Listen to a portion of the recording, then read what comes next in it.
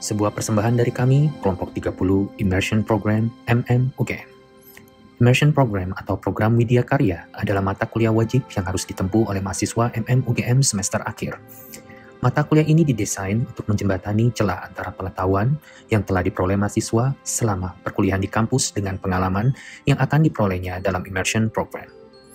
Mahasiswa berkesempatan untuk menerapkan teori ke dalam praktik dengan melaksanakan suatu proyek atau memberikan solusi terhadap permasalahan nyata yang dihadapi masyarakat, khususnya dunia bisnis. Berangkat dari fenomena volatility, uncertainty, complexity, ambiguity, atau yang kita kenal dengan VUCA, menginspirasi kelompok kami untuk melakukan riset terkait analisis keunggulan kompetitif perusahaan penyedia layanan tenaga alidaya atau outsourcing dalam iklim bisnis yang tidak pasti, tepatnya di PT Hadiko Persada. Sebelum pandemi COVID-19 menerpa dunia serta mengubah seluruh tatanan negara dan usaha, pelaku usaha di Indonesia dihadapkan dengan kebijakan baru, yakni pengesahan Undang-Undang Cipta Kerja atau Omnibus Law. Pelaku usaha outsourcing bukan tidak luput dari tantangan serta ancaman ke depan yang kiranya dapat mempengaruhi keberlangsungan bisnisnya. Namun, anteseden dimaksud kiranya perlu disikapi positif. Alih-alih meratapi kondisi yang kurang menguntungkan bagi perusahaan, namun pelaku usaha outsourcing tentunya dapat mengambil peluang dari perubahan eksternal guna keberlangsungan perusahaan. Dalam Immersion Program kali ini, kami kelompok 30 akan mengelaborasikan konsep yang diangkat melalui konteks analisis keunggulan kompetitif perusahaan, lantas selanjutnya memunculkan ide melalui usulan strategi bisnis perusahaan yang kiranya dapat menjadi rekomendasi dan masukan positif bagi PT Hadiko Persada. Pendekatan kualitatif melalui alat bantu observasi dan wawancara digunakan untuk menggali data dan informasi yang diperlukan di dalam riset penelitian. PT Hadiko Persada adalah perusahaan yang bergerak di bidang penyedia tenaga alidaya atau outsourcing yang telah berdiri sejak tahun 1992, berkantor pusat di Jakarta.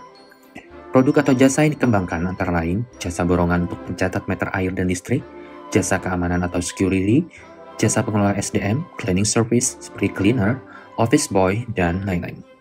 Pada kesempatan pertama, kami mendokumentasikan petugas meter air ketika melakukan tugasnya meliputi kegiatan antara lain menginput stand meter ke alat handheld, melakukan pengecekan kondisi meter dan mengambil foto sesuai kebutuhan, menginformasikan kondisi properti dan kondisi lapangan lainnya yang berhubungan dengan faktor kehilangan air melalui skip code, trouble code, dan special memo. Dalam fase akhir selanjutnya, petugas mencetak rekening meter air dan menyerahkannya kepada pelanggan. Pada kesempatan lainnya, kami juga mendokumentasikan kegiatan umum yang dilakukan oleh security officer yang tidak hanya mengedepankan prinsip care and customer focus sebagai branding dari PT Hadiko Persada, tapi juga tetap memperhatikan aspek protokol kesehatan yang digalakkan sebagai kontrol penyebaran COVID-19 di Indonesia.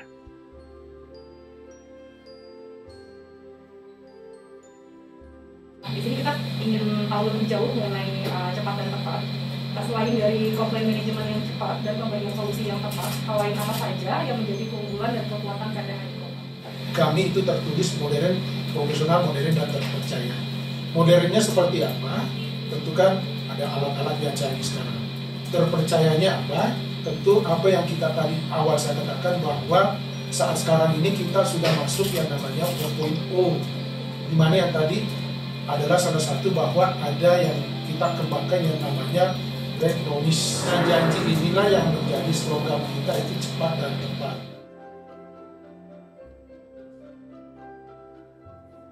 Itu apakah akan dikembangkan untuk menjadi keunggulan dari PT Hadiko atau seperti apa Pak untuk program pemagangan itu? Ada peluang sebenarnya. Peluang dalam arti ini.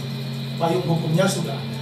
Itu payung hukumnya adalah Undang-Undang Ketenagakerjaan Nomor 6 Tahun 2020 dipergunakan. Artinya ini bisa kita jalankan. Kalau sebelumnya itu memang sedikit ada hambatan. Hambatannya ada di mana? Hambatannya kalau dulu yang magang itu belum bisa namanya kerjasip. Kalau sekarang ini sudah bisa dengan adanya Permenaker Nomor 6 Tahun 2020 ini, kita sudah bisa masuk ke lini industri-industri sesuai dengan kebutuhan daripada customer.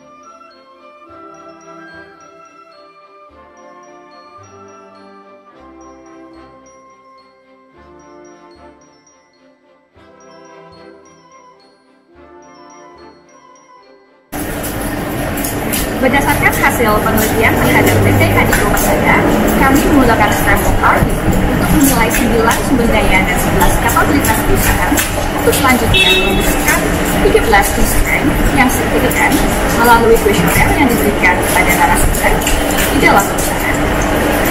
Tahapan akhir adalah mengklasifikasikan 13 key strength ke dalam 6 keunggulan kompetitif yang relevan.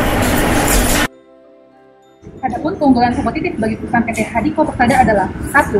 Andal dalam customer relationship management. 2. Brand image cepat dan tepat terhadap keinginan konsumen dalam menyediakan tenaga ahli daya yang kompeten di bidangnya, ditunjang dengan perhatian rutin dan komprehensif sehingga dapat menjaga percaya pelanggan. 3. Cepat dan tepat. Ini juga berlaku bagi tenaga ahli daya dalam persiapan dalam pembayaran gaji dan penyediaan fasilitas. 4.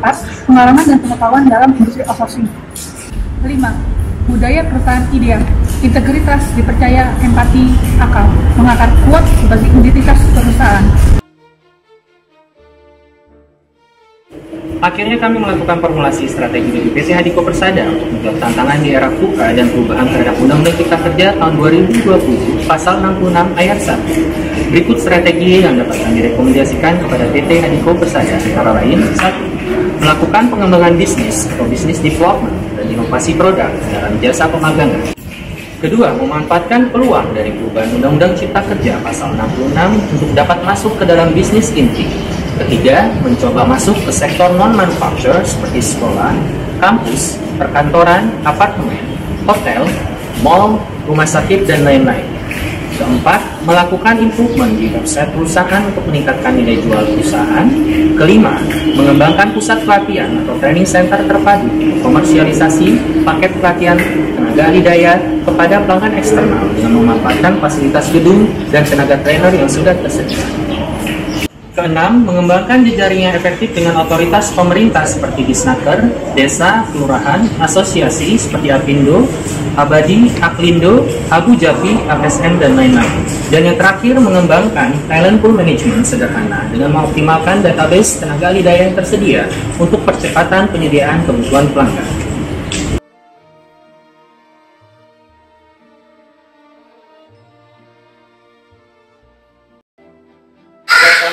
Kami berterima kasih bahwa program yang dilakukan UGM ini kami sangat senang sekali. Kenapa? Mudah-mudahan adanya dengan program ini kami bisa berkolaborasi baik dari sisi kekuatan outsourcing itu maupun dari sisi kelemahan ini. Nanti kita bisa saling memperbaiki dari sisi mungkin baik dari pelayanan maupun dari sisi legalitas atau masukan-masukan nanti ada dari pihak tim dari pemagangan dari UGM ini. Kira-kira itu dari saya. Terima kasih.